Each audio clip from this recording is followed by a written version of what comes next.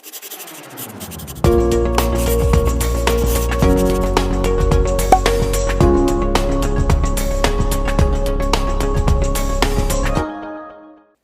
chuchus! Tudo bem com vocês? Mais uma audioaula de língua portuguesa. Prestem atenção, nós vamos falar muito de redação, dicas, algumas dúvidas a gente tira por aqui, tá? A gente sempre vai falar aqui de redação nessas aulas, tá? A aula sobre o hipertexto hoje, o gênero hipertexto, tá? Eu sou a professora Cacau Sotero. Olha só, este é o programa Fica em Casa Aprendendo. Tomem cuidado aí. Mantenha-se distante das pessoas, ainda não é hora de aglomerar, tá? Muito cuidado. E hoje nós vamos falar, como eu já falei, do gênero hipertexto, tá? O gênero hipertexto é muito comum no vestibular, por isso que eu vou colocar aqui também ele no Enem, ó. O gênero textual, a intertextualidade, o hipertexto em si, nós já falamos dele em outras aulas, nós vamos falar novamente, e o hipertexto no Enem. É algo assim bem comum, recorrente, e nós vamos falar agora, tá? Então, assim, antes de falar do hipertexto, vamos falar de gênero textual, né? O conceito de gênero textual, gênero e tipo textual, algo que os alunos confundem, então a gente precisa reforçar. Então, olha só o conceito que eu trouxe mais uma vez. O gênero textual é identificado como base no objetivo, na função e no contexto do texto, tá certo? São as características do texto que determinam a qual gênero ele pertence. Então, dependendo da nossa situação comunicativa, seja informar, instruir, persuadir, como informar, né, já falei, comunicar, entreter, descrever, dependendo do que você quer, você vai usar um gênero textual. Então, o hipertexto é um texto com características próprias, também com as intenções próprias, e por isso ele é um gênero, tá? E existem muitos, milhares de gêneros textuais. Vai depender da situação comunicativa, como eu já falei, e esses gêneros promovem uma interação entre os interlocutores, entre quem fala, tá, o emissor, e quem ouve, o receptor, tá? Nós chamamos eles de interlocutores. Então, emissor e receptor que determinam o discurso. Que discurso? Ó, esse discurso aqui, a fala entre os falantes. Olha só, fala entre os falantes. Parece redundância, mas não dá para eu nomenclaturar diferente, tá bom? Então, olha só, gênero textual, olha só. São exemplos de resenha, crítica, jornalística, publicidade, receita de bolo, menu do restaurante, bilhete, lista do supermercado. Tudo isso é considerado gênero textual, tá, gente? E é importante considerar o contexto, como eu já falei, função e finalidade, pois o gênero textual pode conter mais de um tipo textual. Isso, por exemplo, e quer dizer que uma receita de bolo apresenta a lista de ingredientes necessários, que é um texto descritivo, e o modo de preparo, que é um texto injuntivo, né? Um texto instrucional. Então, olha só, uma simples receita de bolo, você vai ter dois tipos de texto ali naquele gênero, tá bom? Você vai ter uma descrição, quando você diz lá os ingredientes, fazer um pudim. Vai precisar de 3 ovos, uma lata de leite condensado e a mesma medida de leite. Como que eu preparo? Ah, tá, eu vou pegar uma forma, vou colocar uma xícara de açúcar, vou levar o fogo brando até que o açúcar derreta e vire uma calda. Olha só, eu estou dando as instruções, é um texto injuntivo. Como é que faz? Depois eu vou bater no liquidificador. Gente, eu não vou dar receita agora, né? Então, já sabe o que é um gênero textual. E aí eu trouxe uma figura do hipertexto, que é um gênero, né? É um conceito associado. É um conceito associado às tecnologias da informação e que faz referência à escrita eletrônica. Por isso, você tem a foto aí, figura de um notebook, 2 mãozinhas mexendo e aí vários balões, com o legal, com a música, com uma setinha ali informando que está subindo, né, um gráfico, tem uma cartinha, tem o globo, né, representa aí a interatividade com o mundo, tem um sinalzinho ali de Wi-Fi, né, tem uma seta, tem uma lâmpada, tem um passarinho, tem nuvens e tem várias pessoas interligadas. Então, o hipertexto é um conceito conceito associado a quê? Às tecnologias da informação e que faz referência à escrita eletrônica. Então, todos nós já temos familiaridade com o hipertexto, tá certo? E aí, falando em hipertexto, nós falamos também em intertextualidade. E aí você pode observar, olha nessa tela, a figura da Mona Lisa, de Leonardo da Vinci, que foi pintada em 1503, e aí a Mônica Lisa, que é uma brincadeira que o Maurício de Souza, em 1989, fez com a figura da Mônica. E essa figura aí, a Mona Lisa, do Leonardo da Vinci, já foi imitada por muitas pessoas em todo o mundo, tá? Então, o que é intertextualidade? É a influência e a relação que há entre dois ou mais textos, realizando a análise das referências que existem em cada um deles. Então, a Mônica, na direita aí da figura, é uma personagem do quadrinhos, Turma da Mônica, e a Mona Lisa é a obra do Leonardo da Vinci. Eu mesma já fiz foto até da minha filha, quando ela tinha os cabelos compridos, sentada assim, a uma mesa. Ela estava sentada à mesa, com os braços assim, aí eu tirei uma foto, porque eu lembrei da Mona Lisa, tá certo? Então, é uma intertextualidade e obviamente, com uma função, tá, gente? Então, assim, ó, no Enem, o hipertexto é cobrado através de textos que vão problematizar esse processo de leitura e escrita, atualmente muito associado aos textos virtuais. O hipertexto é um tipo de intertextualidade que atualmente é muito associado à informática, uma vez que a relação entre o texto e os leitores passou por diversas modificações ao longo da história. Observa que a gente falou assim, ó, que o hipertexto é um tipo de texto, né, que tem intertextualidade e atualmente é muito associado à informática. Nós, né, estudantes e professores, estamos vivendo um contexto onde nós estamos lidando muito com informática, lidando muito com internet, lidando muito com os recursos tecnológicos para facilitar o nosso trabalho. Por quê? Por causa da pandemia, para que a educação não pare e que os conteúdos sejam alcançados pelos alunos, apesar desse distanciamento. Por isso, você está assistindo a aula pela tela da TV Educação, assistindo a aula pela plataforma Gonçalves Dias, assistindo aula no seu telefone, né, no seu smartphone, no seu computador ou ainda na TV, né, independente do que tipo de recurso tecnológico você está me vendo agora. Bom, gente, não devemos associar a ideia de hipertexto apenas ao ambiente virtual, uma vez que é uma forma organizacional encontrada também no papel, embora seja mais dinâmico e realizável nos textos virtuais. E a gente vai falar disso em outra aula. Olha um exemplo de hipertexto, você já conhece, é uma espécie de texto maior formado por vários outros elementos textuais, permitindo assim múltiplas leituras diferentes. Por exemplo, aí tem um Honda, né? Está em espanhol. Honda es el más conceito de los pueblos blancos e etc. Só que você observa aí que existem algumas palavras que estão sublinhadas em azul, outras em verde, e ainda outras em vermelho. E observem que as setinhas das palavras estão ligando a outras telas. Por quê? No momento que você se depara com um texto como esse, quando você faz uma pesquisa na internet, você vai ver essas palavras com uma cor diferente. Se você clicar sobre essas palavras, você vai abrir outras janelas dentro desse ambiente virtual. Por isso, nós vamos dizer que o hipertexto é um texto maior, né?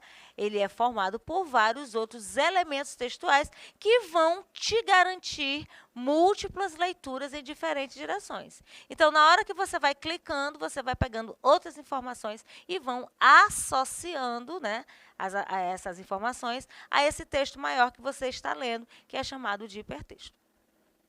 Legal, né? Então, numa leitura dessa na internet, você vai clicando sobre aí as palavras destacadas de cores diferentes e sublinhadas, e aí você vai ter outras que nós chamamos de janelas, como eu acabei, abre uma janela, né? Abre uma janela, abre outra página. Aí vai ficar aqui em cima na tela do computador vários ícones, né? Vários ícones dessas janelinhas aí que você clicou.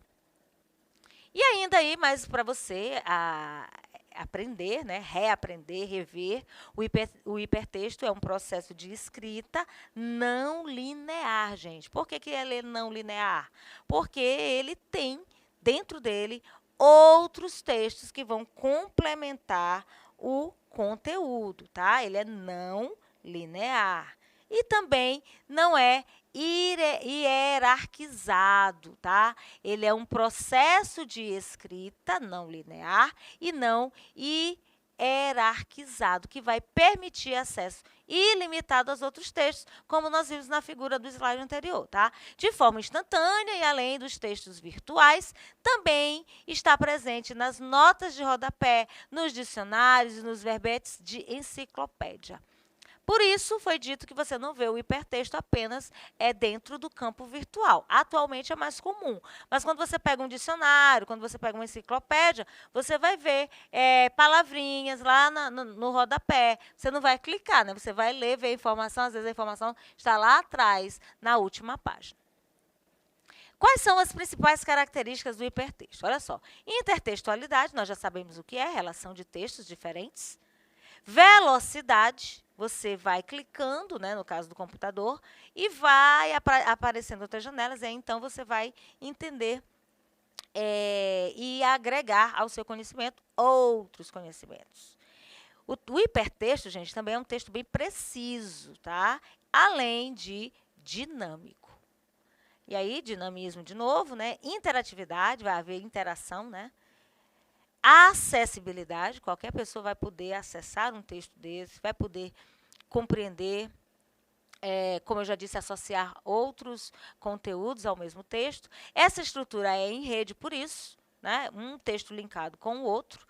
A questão da transitoriedade e a organização multilinear. Essas são as características do hipertexto. Então, até aqui tudo bem, né? Um texto que não é limitado somente à questão da tecnologia, né? Eu já falei, temos exemplos, enciclopédia, dicionário e mais ainda. Aqui, para a gente contextualizar este conceito de hipertexto, né? Tem aqui uma questão de 2013 do Enem, nós vamos acompanhar agora. O hipertexto permite, ou, de certo modo, em alguns casos, até mesmo exige, a participação de diversos autores na construção, a redefinição dos papéis de autor e leitor e a revisão dos modelos tradicionais de leitura e de escrita. Vou dar uma pausa, vou explicar, né? Quando eu digo participação de diversos autores, por quê? Porque ele não é um texto linear.